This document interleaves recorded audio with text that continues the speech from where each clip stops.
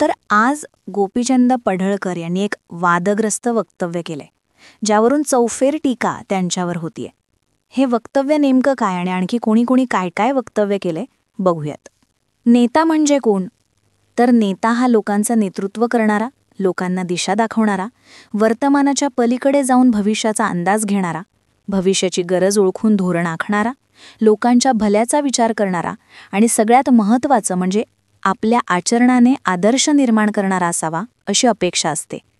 तीच नेत्याची ओळख असावी अशी ही अपेक्षा असते. पण सध्या राजकीय क्षेत्रात जे नेते म्हणून वावरतायत त्यांच्याकडून खराच या अपेक्षा ठेवता येतील का? या प्रश्नाचं उत्तर सध्या तरी ठामपणे नाही असंच द्यावं लागेल. लोकांसमोर बोलताना कसं बोलावं यापेक्षा कसं बोलू नये याबाबतीत आपले नेते भलतेच पारंगत झालेत. आपण कोण आहोत, आपण कोणाला बोलतोय, आपण काय बोलतोय, आपल्या बोलण्यानं काय साध्य होणार, त्याचे काय परिणाम होणार याचा काडी मात्र विचार न करता नेते फक्त बोलत सुटतायत. काही दिवसांपर्यंत अशा चुकलेल्या वक्तव्याबद्दल माफी मागायची तरी प्रथा होती, पण आता तीही पार मोडीत निघाली आहे. आता वरिष्ठांनीही कान टोचले तरी नेते आपल्या वक्तव्यावर ठाम राहण्याची हिंमत दाखवतायत. नेत्यांच्या या बेताल पर्वात नवा अध्याय रचलाय, तो भाजपचे आमदार गोपीचंद पडळकरांनी. शरद पवारांच्या राष्ट्रवादीचे नेते जयंत पाटील यांच्याबद्दल गोपीचंद पडळकर बरळले. त्यावरून प्रचंड वाद झाला. पार मुख्यमंत्र्यांनी कान टोचले, पण तरी पडळकर काही मागे हटायला तयार नाहीयेत. आज चर्चा दिवसभरात पडळकरांची आहे, पण वाचाळवीरांच्या यादीत सत्ताधारी आणि विरोधकांचा वाटा कमी जास्त अजिबात नाही. दोन्ही बाजूला तोडीस तोड नेते आहेत. पण हा सगळा तमाशा पाहून नेत्यांच्या वागणुकीला लागलेली घसरण कुठे जाऊन थांबणार असा प्रश्न प्रत्येकाच्या मनात डोकावतोय. पाहूयात. जयंत पाटला, तुझ्यासारखा भिकारी अवलाद गोपीचंद पडळकरची नाही. माझ्या अति धमक आहे कार्यक्रम करायची. तुझ्यासारखी ती अवलाद, तू राजाराम पाटलानं काढलेली अवलाद मला अजिबात वाटत नाही. काय तर गडबड असणार आहे एवढ्या खालच्या लेवलला. आता माझा दांड्याचा कार्यक्रम आहे, गरब्याचा. ये माणसं पाठव, डोळं दिपून जातात तुझा कार्यक्रम बघताना. हे वक्तव्य नीट ऐकलत ना? नसेल ऐकलं तर पुन्हा एकदा ऐका. अरे जयंत पाटला, तुझ्यासारखा भिकारी अवलाद गोपीचंद पडळकरची नाही. माझ्या ती धमक आहे कार्यक्रम करायचे. तुझ्यासारखी ती अवलाद, तू राजाराम पाटलानं काढलेली अवलाद मला अजिबात वाटत नाही. काय तर गडबड असणार आहे एवढ्या खालच्या लेवलला. आता माझा दांड्याचा कार्यक्रम आहे, गरब्याचा. ये माणसं पाठव, डोळं दिपून जाते तुझा कार्यक्रम बघताना. हे वक्तव्य करणारे आहेत भाजपचे जतचे आमदार गोपीचंद पडळकर आणि ज्यांच्या बाबतीत ते ही भाषा वापरतायत ते जयंत पाटील, म्हणजे राज्याचे माजी मंत्री. आणि ज्या दिवंगत राजाराम बापू यांचं नाव घेऊन पडळकर बोलतायत ते सांगलीतलं एक मोठं राजकीय आणि सामाजिक नेतृत्व होतं. आता पडळकर आणि शरद पवारांची राष्ट्रवादी काँग्रेस यांच्यातला वाद नवा नाहीये. त्यामुळे पडळकरांनी इतकी पातळी सोडल्यानंतर त्याचे परिणाम दिसले नसते तरच नवल. मला असं वाटतं ही खूप दुर्दैवी घटना आहे. राजकारणात मतभेद हे असलेच पाहिजेत. एका सशक्त लोकशाहीमध्ये मतभेदच जिथे असतील त्याला लोकशाही म्हणतात. आणि मनभेद किंवा एवढी कटुता हे असणं हे खूप दुर्दैवी आहे. महाराष्ट्रात वाचाळवीरांची कमतरता नाही, पण त्यातून जे सत्तेमध्ये असतात त्यांच्यावर याची जबाबदारी जास्त असते. एक खूप अस्वस्थ करणारी, वेदना देणारी जी घटना काल झाली त्याचा मी जाहीर निषेध करते. वैयक्तिक पातळीवर जाऊन आणि तीही अतिशय खालच्या पातळीवर जाऊन टीका करणं, ही बेताल वक्तव्य करणं, ही या माननीय आमदार महोदयांनी या वारंवार गोष्टी केलेल्या आहेत. इतकंच नाही तर विधानभवन परिसरात हाणामारी करून त्या सदनाची प्रतिष्ठा धोक्यात आणण्याचा प्रताप सुद्धा या आमदार महोदयांनी केलेला आहे. पडळकरांना कुठून ना कुठून तरी नाहीतर कोणाच्या तरी हा वरदस्त असल्यामुळे त्यांचा अहंकार हा वाढलेला आपण सर्वांनी बघितलेला आहे. या असल्या नेत्यांना नीट समज देण्याऐवजी अनेकदा त्यांच्या वक्तव्यांवरून राजकारण साधलं जातं. वादग्रस्त वक्तव्य करणारे नेते हा वरवर दिसणारा प्रॉब्लेम आहे, पण या नेत्यांच्या या असल्या वक्तव्यांवर पांघरूण घालणारी राजकीय व्यवस्था आणि त्याच नेत्यांना आपलं आदर्श नेतृत्व मानणारा समाज हा खरा प्रश्न आहे. जोपर्यंत तिथे बदल घडत नाही तोपर्यंत हे वाचाळ नेते घडतच राहणार. तर पडळकरांच्या वक्तव्याचा शरद पवारांकडून निषेध करण्यात आलाय. शरद पवारांनी मुख्यमंत्री देवेंद्र फडणवीसांना फोन करून आपली नाराजी व्यक्त केली आहे. यावेळी नेमकं काय संभाषण झालं दोघांमध्ये पाहूयात. वाचाळ नेत्यांना आवरा असं शरद पवारांनी सांगितलंय. अशी वक्तव्य करणं अशोभनीय आहे. महाराष्ट्राच्या राजकीय संस्कृतीला हे मानवणार नाही. तर काही दिवसांपूर्वी पंतप्रधान नरेंद्र मोदींच्या आईचा एक AI व्हिडिओ विरोधकांनी तयार केला होता. त्यावरून पडळकरांनी निशाणा साधलाय.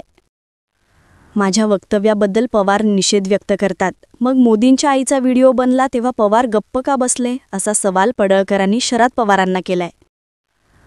पवारांनी माननीय देवाभाऊंच्या मातोश्रींच्या वरती जेव्हा खालच्या लेवलला जाऊन टीका केली तेव्हा फोन केलता का? मी तर काही मीडियामध्ये बघितलं नाही. नंतर देशाचे पंतप्रधान जागतिक नेते माननीय नरेंद्र मोदी साहेबांच्या मातोश्रींवरती AIच्या माध्यमातनं एक चुकीचा व्हिडिओ तयार केला तेव्हा पवारांनी माननीय मोदी साहेबांना फोन करून निषेध वगैरे व्यक्त केला का? तर जयंत पाटलांबद्दलच्या आक्षेपार्ह वक्तव्यानंतर मुख्यमंत्री फडणवीसांनी गोपीचंद पडळकरांना फोन केला आणि अशा प्रकारची वक्तव्य टाळण्यास सांगितल्याचं अशी माहिती गोपीचंद पडळकरांनी दिली आहे. फडणवीसांच्या फोननंतर गोपीचंद पडळकर जरा नरमले आहेत. मुख्यमंत्री माननीय देवाभाऊंचा मला फोन आला होता आणि या संदर्भामध्ये अशी वक्तव्य करू नका अशा पद्धतीची सूचना मला माननीय मुख्यमंत्री महोदयांनी दिलेली आहे. मी त्यांच्या सूचनेचं पालन करेन.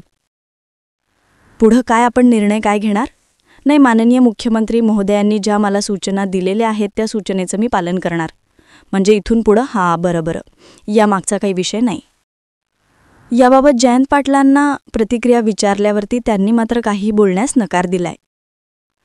कार्यकर्ते संतप्त आहेत, दुसरं काही तुम्हीच बोललं पाहिजे, मी काही बोलणार नाही. तर पडळकरांच्या वक्तव्याचा आशिष शेलार आणि चंद्रशेखर बावनकुळे यांनी या वक्तव्याबद्दल नाराजी व्यक्त केली आहे.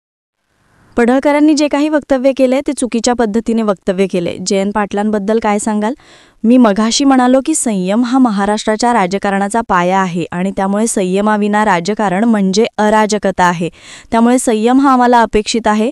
भाजपचे आमदार गोपीचंद पडळकर यांनी केलेलं वक्तव्य आम्हाला मान्य नाही.